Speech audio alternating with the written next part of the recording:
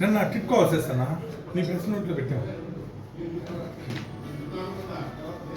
టిట్కో వచ్చేసి ఓకే చెప్పకూడదు.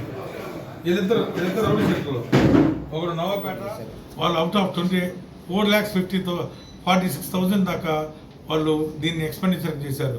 ఎక్స్పెండిచర్ ఏంటంటే దీని యొక్క విలువ తెలియక అంత డబ్బు వాళ్ళు ఎప్పుడు చూడనందువలన ఈ డబ్బుని స్నేహితులకి బంధువులకి వాళ్ళ విలాసవంతమైన జీవితాలకి అంటే మందుకి రేయింబౌళ్ళు బంధువులకి అందరికీ మందు తాపేసి ప్లస్ కొంతమందికి వాళ్ళ అదర్ విలాసవంతాలకి వీటిని వాడారు. వీటిని రికవరీ చేసిన దానిలో చాలా చాకచక్యంగా మా క్రైమ్ పార్టీ వాళ్ళందరి దగ్గర చేయడం జరిగింది. అందుకని దొంగ ఇప్పటికీ ఇంత డబ్బు తీసుకుని అతనికి ఇప్పుడు చూడలేదు కనుక వీటందరినీ మిస్యూజ్ చేశారు. 4,46,000 చాలా ఉపయోగం. అది మనిషి అబద్ధం ఆడచ్చు కానీ వస్తువులు ఎప్పుడు అబద్ధం అనేది నిదర్శనం.